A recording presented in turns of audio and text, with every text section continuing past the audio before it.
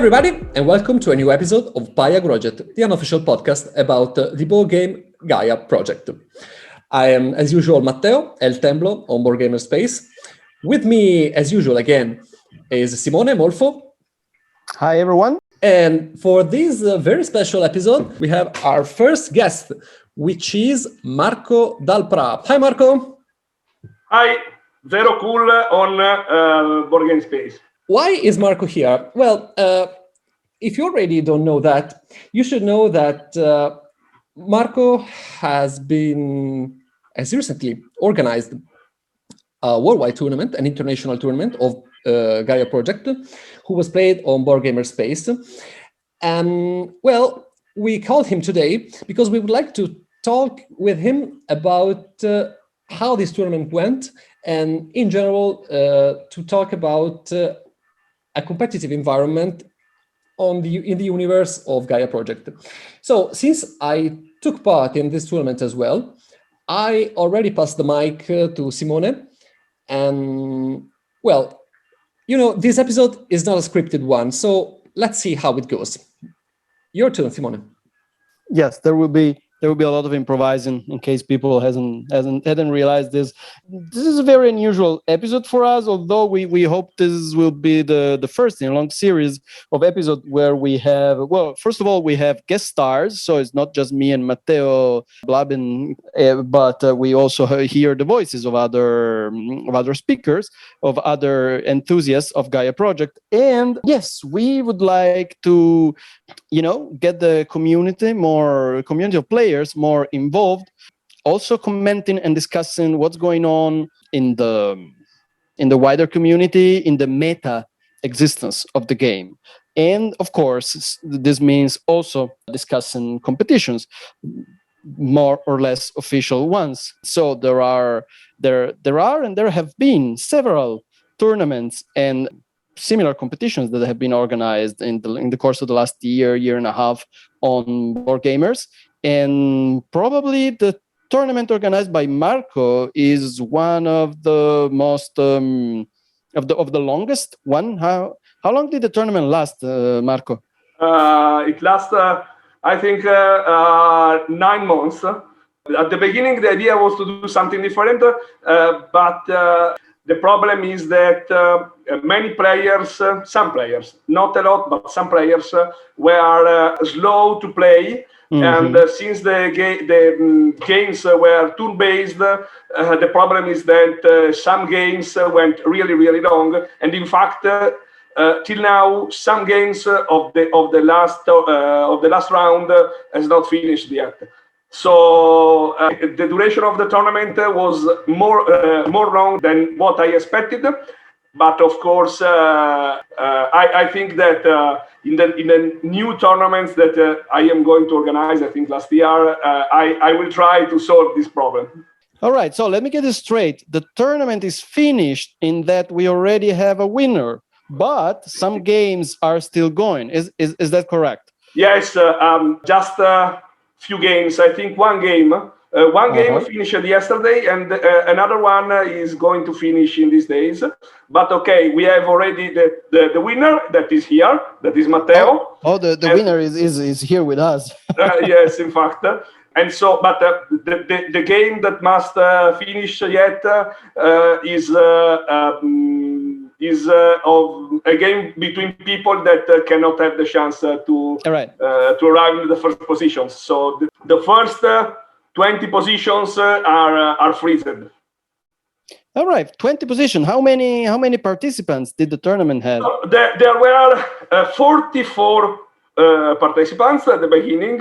After a few games, 2 of them dropped.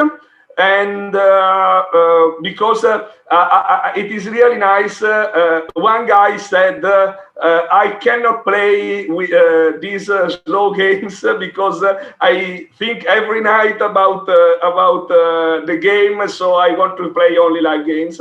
And another guy dropped because, I don't know, he didn't have the time to make many games. And so the first 3 games, he was really slow, and then he dropped it. But I have to say that 40 players played almost all the games.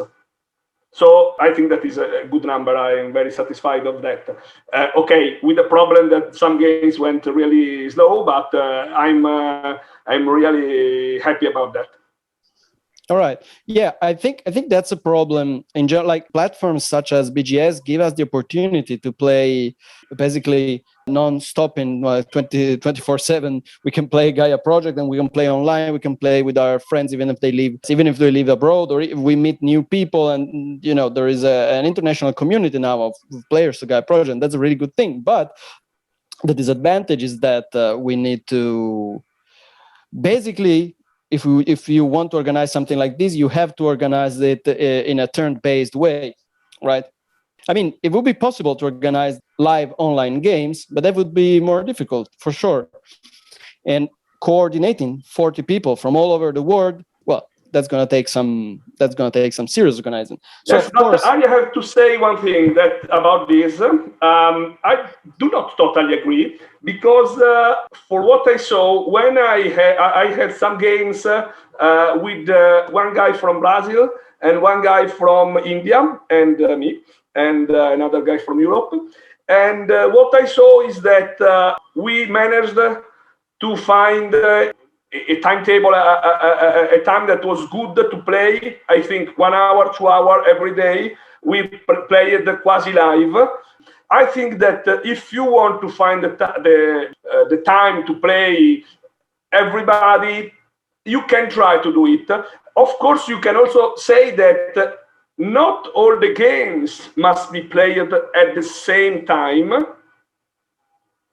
but the guys must agree a time to play, but you have to do that in 3 days, 1 week, in the weekend, just to decide. But the idea is that, okay, you need to find a slot.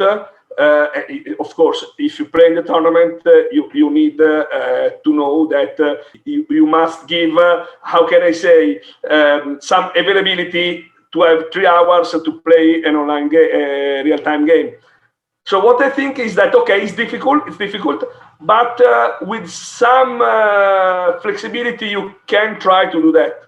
Okay, I'm not sure that it will work, but probably it's much better than the solution that I founded for this tournament. That, of course, was I thought the solution in order to have people from all around the world and to have a lot of people that play in a synchronous way. But I saw that this was really hard, because some guys plays really fast. Some guys look at the board game space just a few times a day, and so this slow down really the time of the game. For example, there was a guy that was really, really slow, but if you add, when I added him to a WhatsApp group with all the other guys, and everybody said, okay, it's turn to the next player, he increased his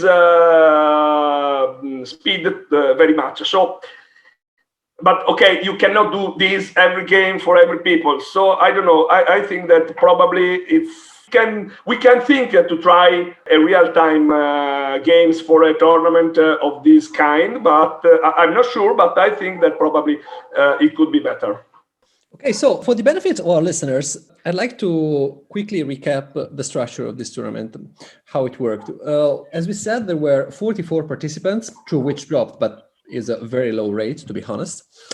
And the players had to play 10 games in an asynchronous way, as we have already said and discussed.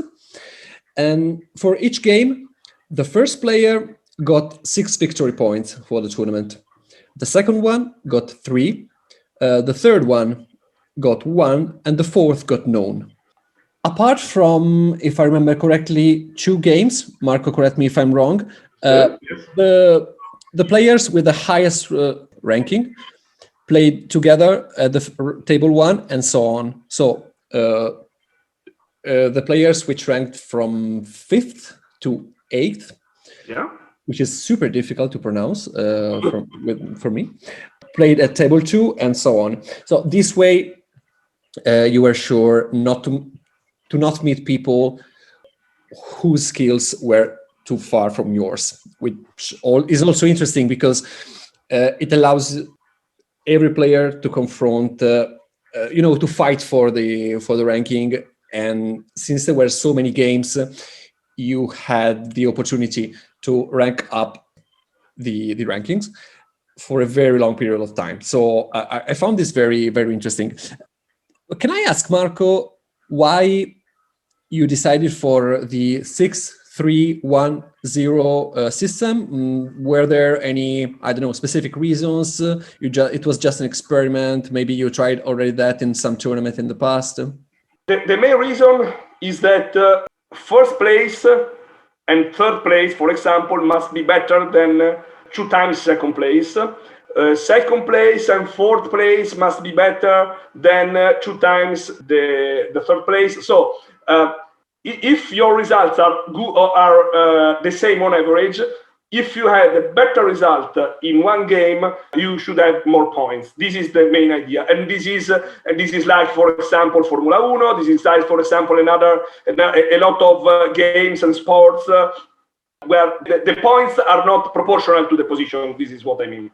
I played a lot of time, 3 times, the European tournament of World Games in Essen, and there the points were 5-3-2-1. The first guy got 5 points. That is proportionally more than what takes the second and the third, but the second and the third and the fourth place were in proportion, and I didn't like that. For what I see in all the board games tournaments that I did, also, for example, the ones with the big, that is that are the guys that organize games in Italy.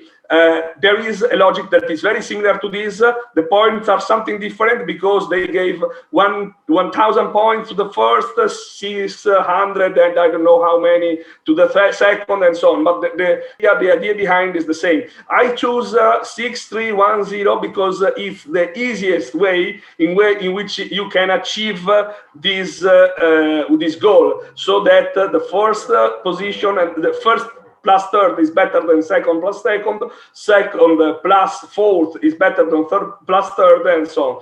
It is just the simplest way in which you can achieve this. Okay, thanks. So another recap, the games themselves were structured this way. Each table was independent from the other ones. So each table had its setup, both the map and the tech trees and such were decided random. But each player had to choose a faction using the auction system. So for those who are not familiar with that, we do not talk a lot about auctions. Each player in random order was asked to pick a faction for that game. And the other players, and all players, including themselves, had to bid for each faction. In case you decided to pick a faction that was already picked, you had to give one of your final victory points. And if another one wanted to take the same race, that player would pay 2 victory points, and so on, until all factions were picked. And in this way, one or more, of course, of the factions were picked with no penalties. The auction system is a bit controversial among the gaming community. I know that Simone doesn't love it, for example, but I will leave you two to discuss this. And I'd like to take just the opportunity to, ask again to Marco why you chose the auction system. And then, if Simone wants to comment, he's welcome, of course.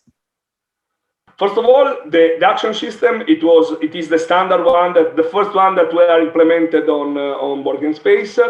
And it is an auction system that is used exactly in the same way on Terra Mystica and on Board Game Arena, and on other games that has a faction or that has not that are asymmetric.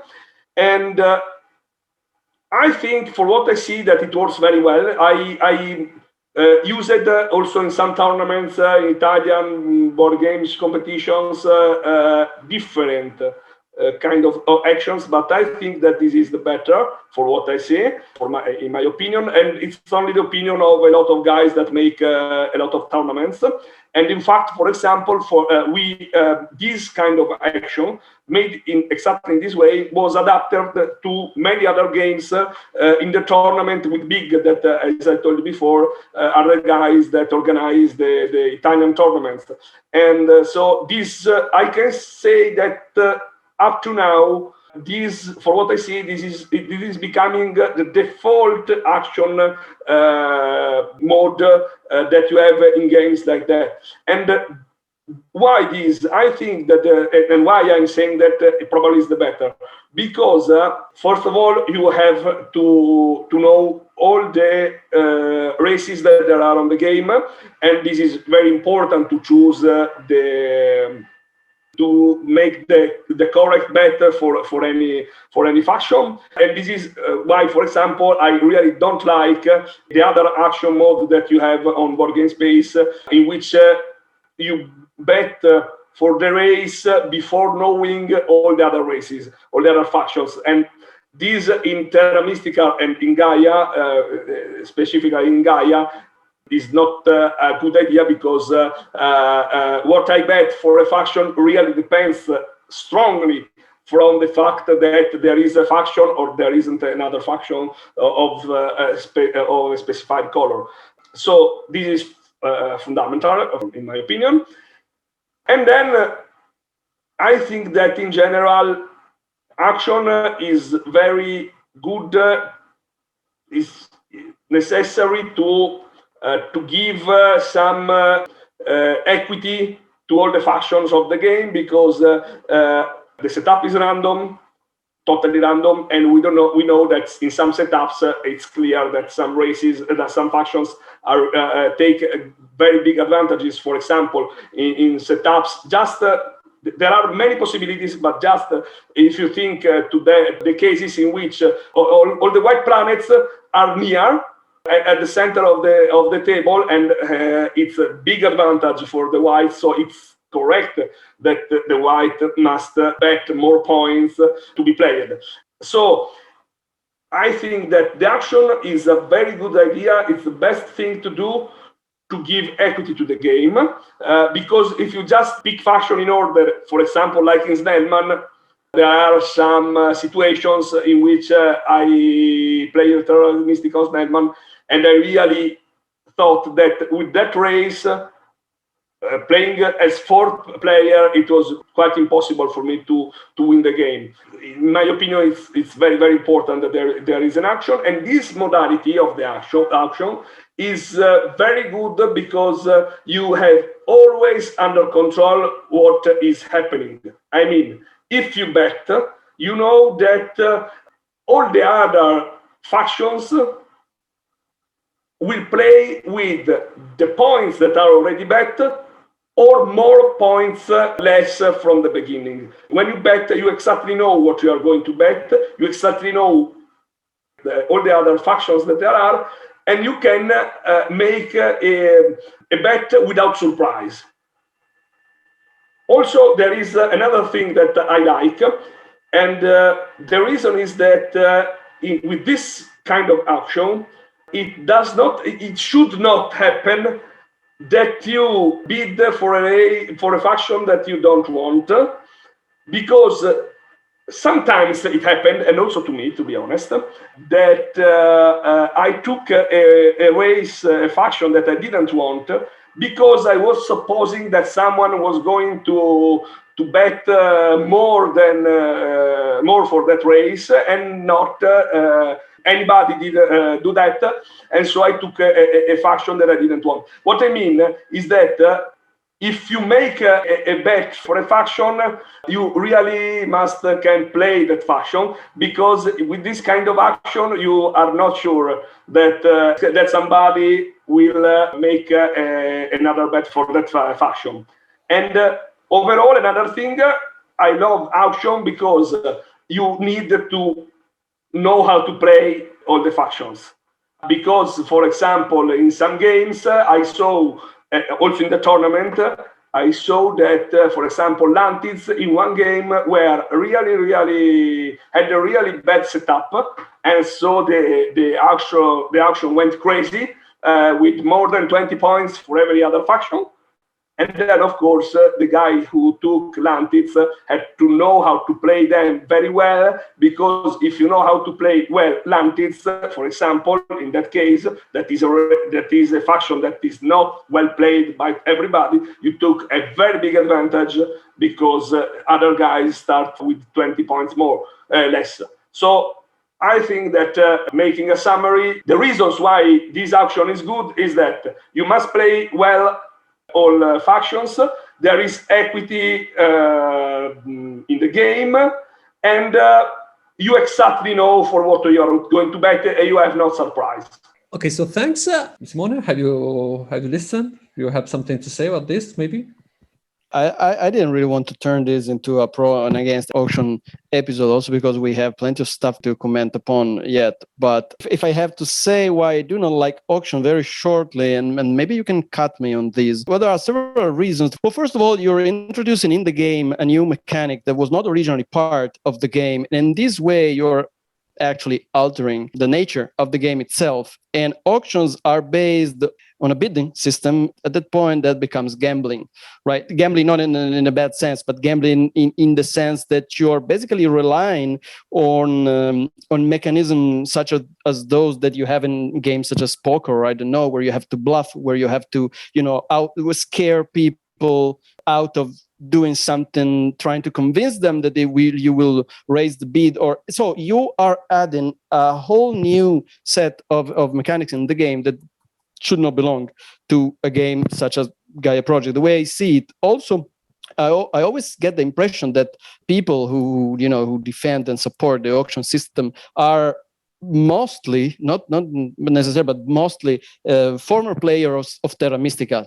Former players of Terra Mystica, they do love their auctions, and I understand why that is the case. But I also want to point out that Gaia Project is not Terra Mystica. It's a very different game where setup is much more variable, and I think these lessons the need for auctions. Also, I think there are other systems in which the game can be balanced, and I'm specifically thinking about the last player rotate sector option, which gives the last player, as Marco was saying, provided they know how to play, the possibility to make a map that is basically very, very hard to play on for the factions that in that specific context would be really good. So if you see a very good context for Terrans, for instance, given by advanced tech tiles, basic tech tiles, round scoring booster, and so on, then you create a terrible map for Terrans. Or something of the sort, right? If you see that the EVIDs have their beloved 3 points per federation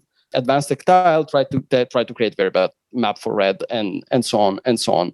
So this, of course, requires that the fourth player, the one who rotates, knows what they're doing. But the point is that in an auction game, that requires that all four players know exactly what they're doing, because I've very often seen auction go completely out of control, and I see people bidding 20, 25, 30 points for a faction. And I don't really think that, strong as players you may be, you can start a game and know for sure. Maybe you can start the game and say, okay, this faction is going to win. But it's very hard to say this faction is going to win by a margin of 20 points, 25 points, 30 points. Before the game even starts, I'm not really convinced that you can do that. And finally, I think one of the very interesting parts of the game, I mean, one of the things that I love most about this game, and the auction take away that thing from me, is to look at the map, to look at the setup, and see a way, and see a path, and see something that other players have missed. I actually love to be the fourth player to pick a faction, because in that case you can see a path of victory points that other players have not spotted, and then run away with the game out of sheer ingenuity. This is one of the aspects of Gaia Project I like the most, and that I feel auction kind of hamper. So this is very briefly. I don't want to go into much detail here, but I really hope that in the future we can have both types of competitions, like auction one and non-auction one. And I mean, there are several different ways to go in both directions. I think there are several different types of auction that you can implement. There are several different balancing mechanisms that you can implement for non-auction games. But Marco correctly pointed out that sometimes player order is important. Sometimes you are I think that happens way less than people say, but sometimes you are left fourth player and you know that it will be very difficult for you to win the game because there were three playable factions and they've all been picked, and so you're left with a not so good choice. So I think one of the main mechanisms that we would need to implement if we ever were to try a tournament without auctions is to give everyone the opportunity to be first player, second player, third player, and fourth player in the same distribution. So everyone should be first picker in the same number of games as everyone is fourth pick, and so on and so on. And that's it. Very briefly, that's it. I see. Yeah, I think that the debate for auctions, for rotating sectors, will never see an end because both methods have advantages and disadvantages. Talking about this tournament instead, I don't know, Marco, have you, as a player, because you also played in the tournament, as a player, talking about the game, not about the structure of the tournament, but the games themselves, what were your impressions? Did you see lots of different factions picked? What we players as a community say was true? Did players pick all the same factions on and on, or maybe you saw some variances? I don't know. Talk freely about this if you want.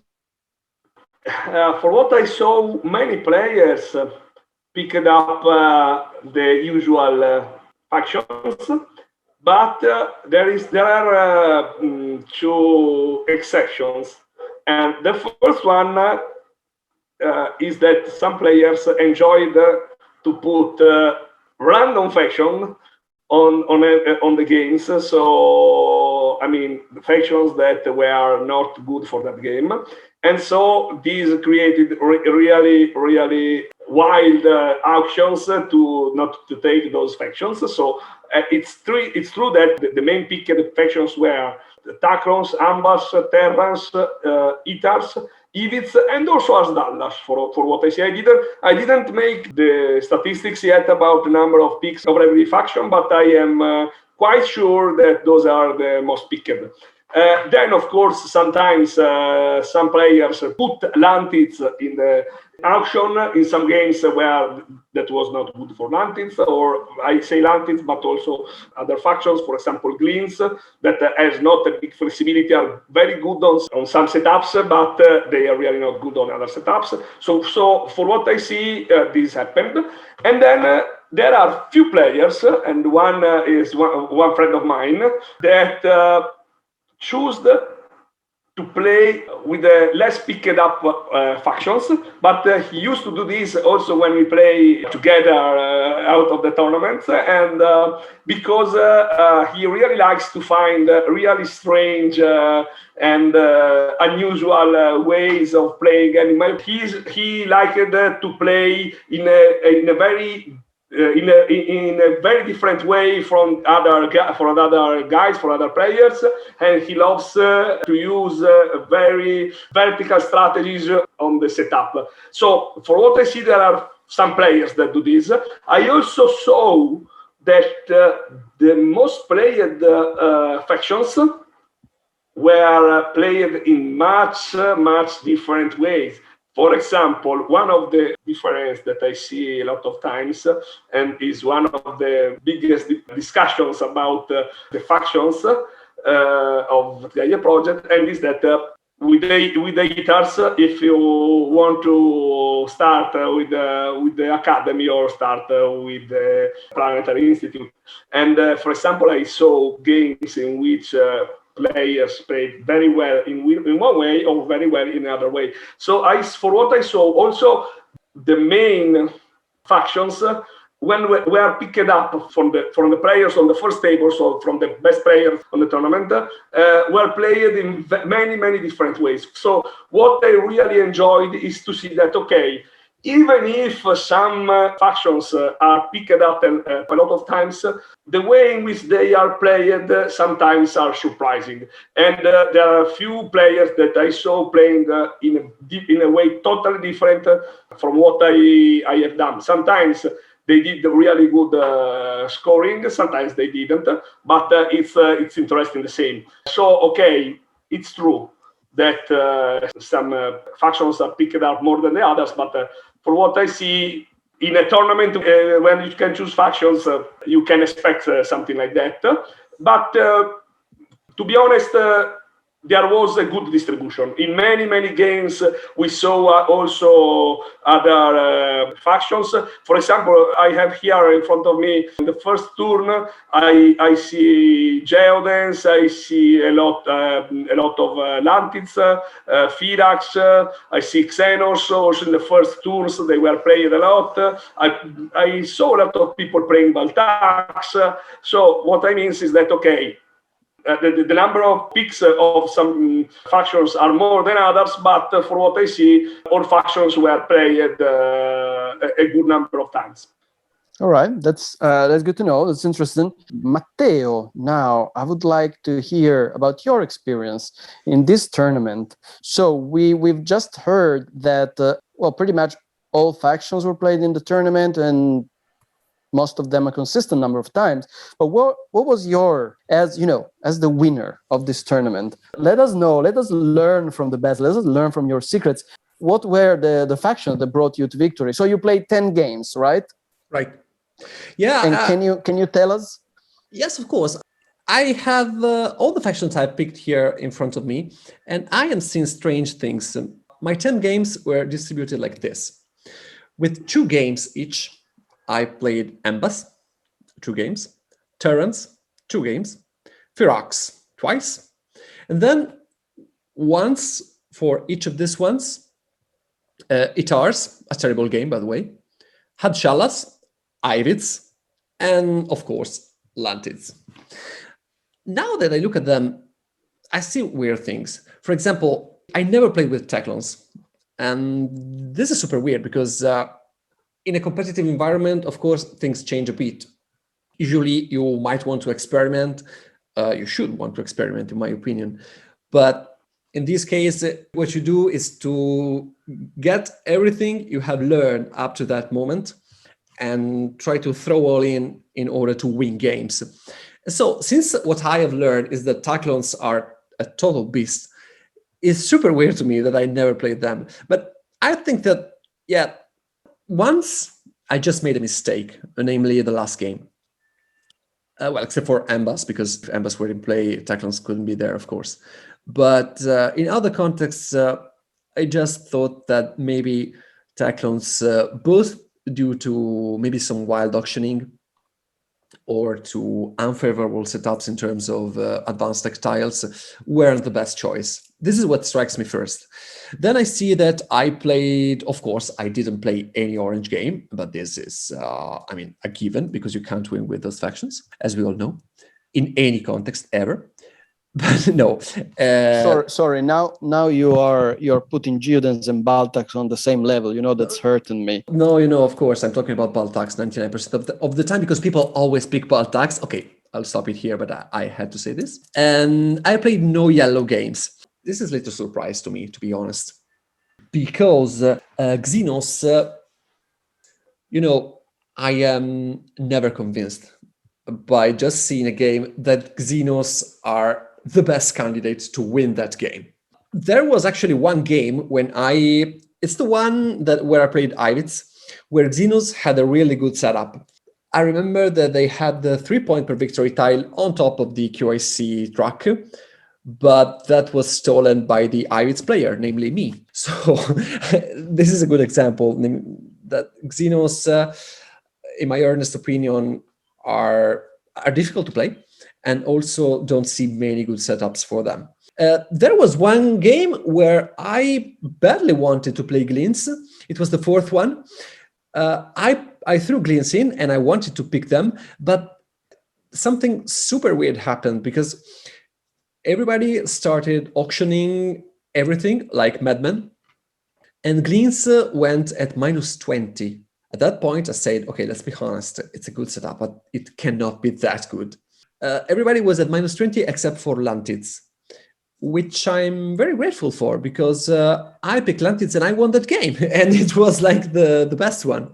But yeah, in general, I have to be fair, I saw a lot of variability among the various factions, but looking at my picks, I have 3 blue games, 2 browns, 2 reds, a nice second place with the Hot Chalice. It was a very nice game.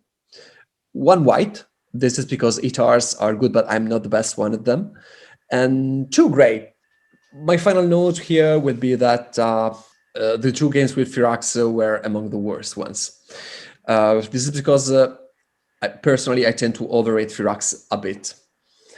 Yeah, all in all, I played lots of different factions, and I was rewarded in most of cases, as you said before, that I think I had 60% of my games were due to seeing things that maybe other players didn't. For example, the first game was with Ambas, and I won it by rushing the 3-point per federation tile on top of the navigation track. And 40% was just sheer luck, because, you know, when you play at a high level or a very high level, you are strongly dependent also on the decisions taken by other players, which can or cannot favor you.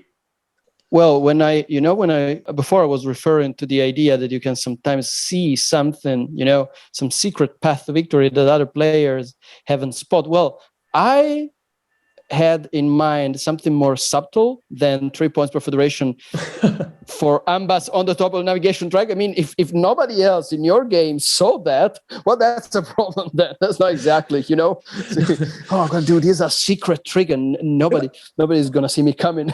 But okay, apparently they didn't see you coming.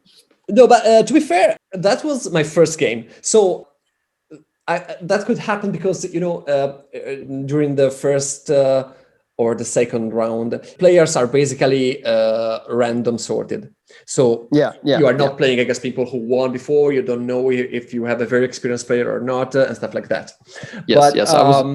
I was joking. So during the last games, that couldn't happen. No, when what you were referring to happened was during that 4th game with Lantids. I am 100% sure about that, because there was the 3-point per mine advanced style on top of the science track. Mm-hmm. Yes. And I'm sure that nobody saw that coming, because I took that round 4, as I said in our Lantids guide, and that granted me something like 27 to 30 points. It was madness. Yeah. And I won that game by a very large margin over everybody else. Yeah, that was probably one of these situations in which somebody, throws a faction in the auction system to tweak the meta a little and to create this not particularly healthy mechanism in which, now there is a bad faction in the pool and somebody's going to get stuck with it.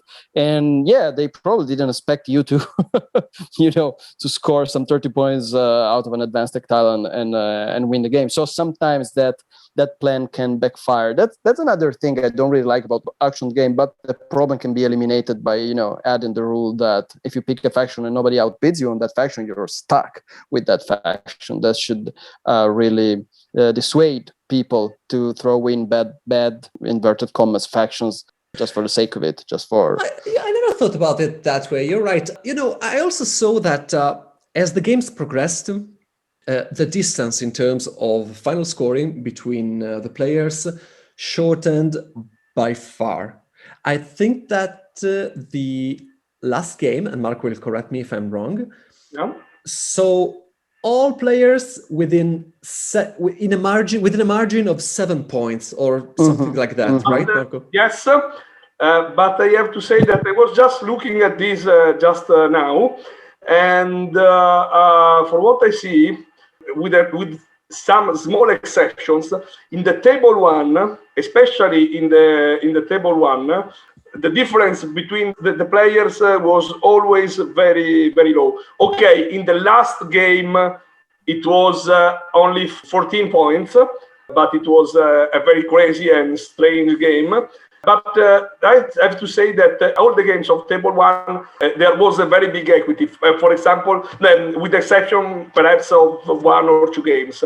But I was looking at this, and I think that this means that players at the first tables could give very correct weight to the factions. And this means that probably there is nothing that is really, really evident that somebody didn't see. Of course, there were some strange and not usual strategies that probably were not seen in some situations, but I think that the equity that we have in the first table during all the tournaments is important to say that, okay, the level, I think that was good for this reason, and all the games that I played at Table 1, I think that I played 4 or 5 games at Table 1.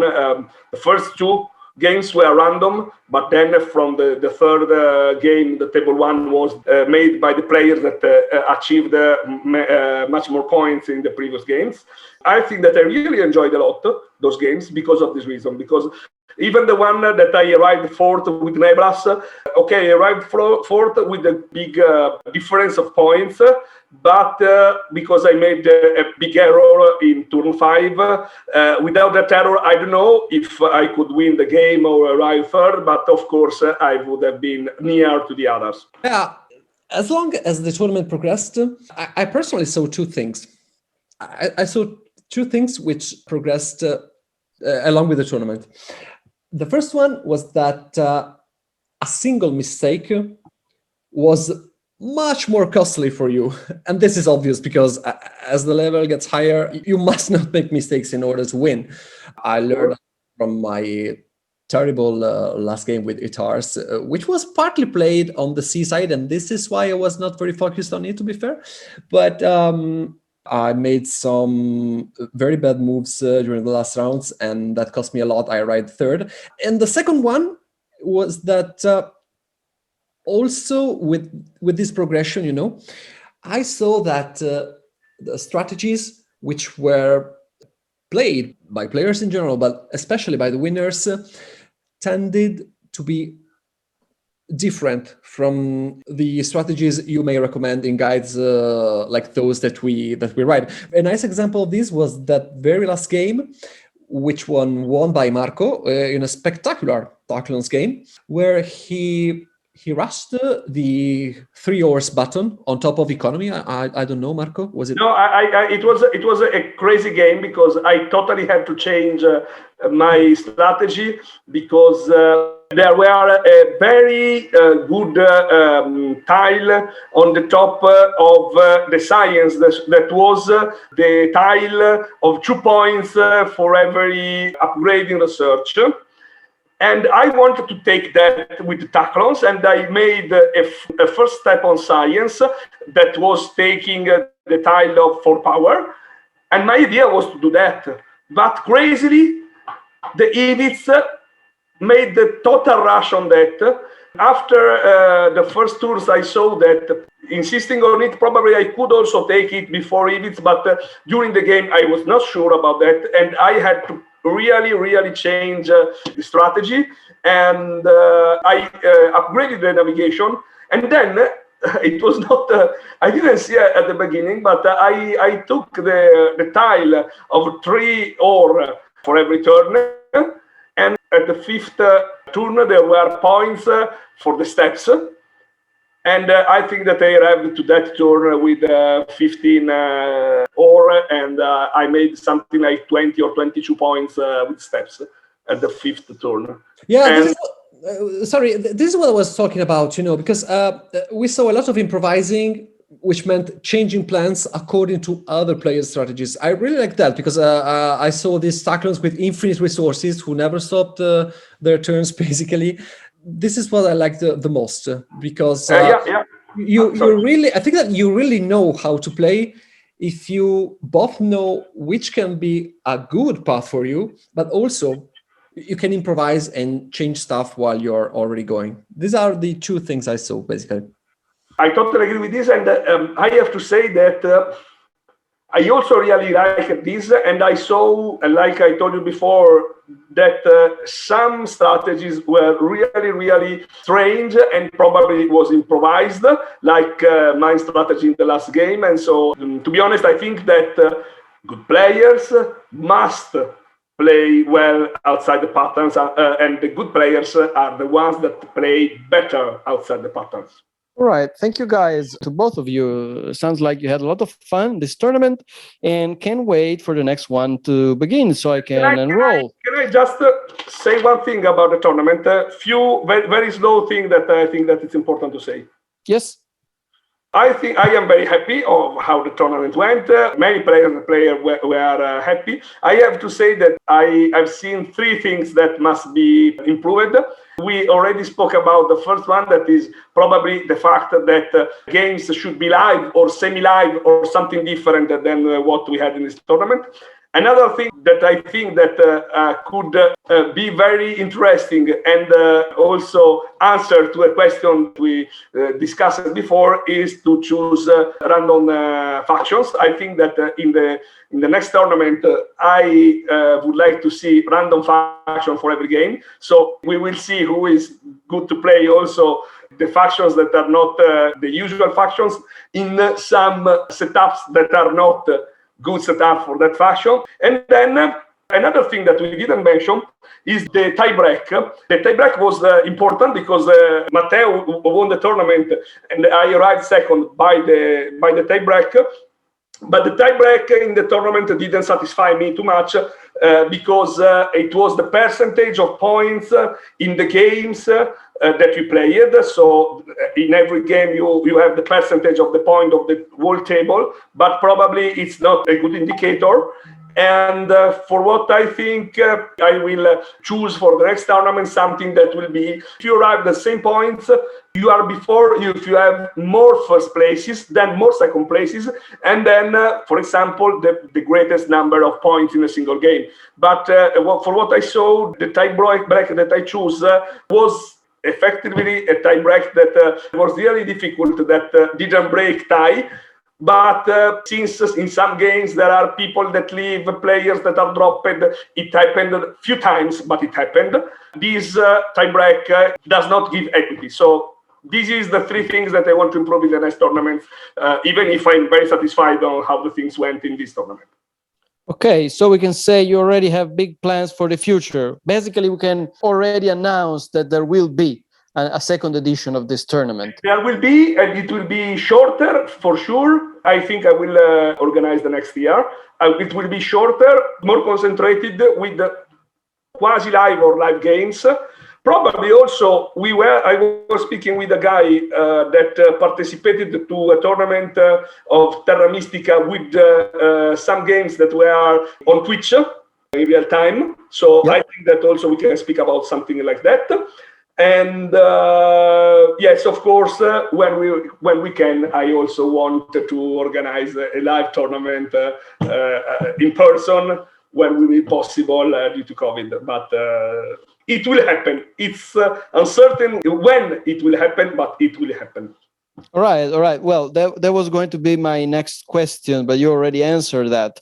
So we're in the realm of pure speculation here. We're in the realm of pure science fiction. But one day it will be really, really great to have live in the sense of, physically, concretely, physically present live tournament of Gaia Project. Do you think that would be possible to organize, Marco, once the pandemic situation is under control?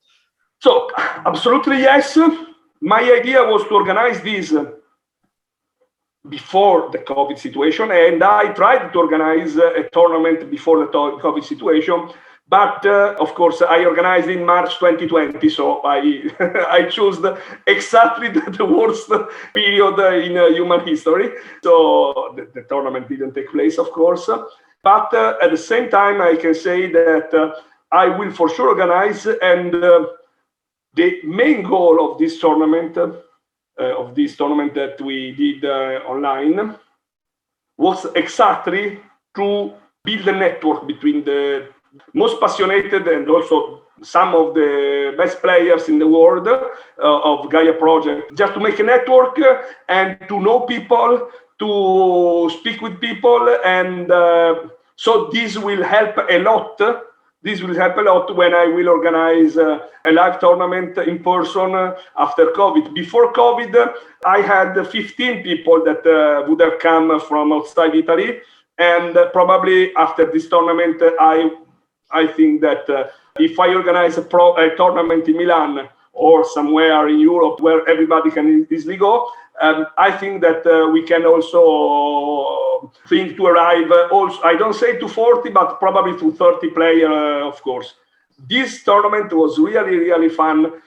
Also because I met really nice people with whom I played and with whom I chat and with who also I discussed, and not always about Gaia Project, but this will help to have a live in-person tournament when it will be possible. I hope in 2022. I hope. So the winner of the previous edition will be funded for traveling, right? Yes, of course, but you are here, so we will organize in Milan, so number will not be a problem. I think the first two will not pay. Okay, perfect to me. Sounds perfect. All right, so great plans for the future. Let's really hope that this becomes feasible in the not too distant future, because it is really the truth that the existence of BGS really helped us in creating and maintaining and expanding a community players of Gaia Project from all over the world, and this is one of the best things that has happened, I think, Gaia-wise in the last year. You know, I moved from playing every week with a very restricted group of friends in a cellar to playing Gaia Project with people from India, Japan, the States, Canada, you name it. So I really, really can't wait for something like this to really take place. Yeah, you're right. There was one game where I played, and at some point I realized and told the other ones, guys, I'm from Italy. There was a player from the US, another one was from India, and the fourth one was from the Netherlands. That was incredible. And I could still be fascinated by the internet in 2021. That was spectacular. You're correct. I have a game with Canada, Brazil, and India. It was the most, how can I say, the game with the greatest distances that I did. And it was crazy, of course. Okay, so thanks again to Marco for visiting us. Thank you, guys. I hope you enjoyed this episode, this chat of Gaia Project. Tell us what you think, if you appreciated this and maybe want more in the future. I don't know if Simone wants to say something else. Yeah, can I add just a very short shout out to our good friend from Poland, Arielito, and I don't really know how he wants me to pronounce that nickname, so I'll just pronounce it the Italian way. Forgive me, Arielito, if you can. Arielito just launched another tournament on BGS, much smaller one, it's only 16 players. Unfortunately, by the time you're listening to this, the number of players has already been reached, so you can only watch from outside, but keep an eye on that. It's going to be played in next month on the BGS platform. And it will feature a very interesting format in which all the players that play in a game, they have to play that game 4 times in a row with the same setup, and every time they will take one of the factions that have been used by one of the other players in the previous game. So it's going to be weird. It's going to be fun. Me and Matteo will be playing. We will also give some updates of the tournament as the podcast progresses. So this is really it. I think we can say goodbye to all our listeners. Matteo? Yes, of course. So thanks again to Marco for coming to visit us. And of course, thanks a lot to you all for listening to us, and here again on the next episode of Gaia Project. Bye. Thank you. Bye. Goodbye.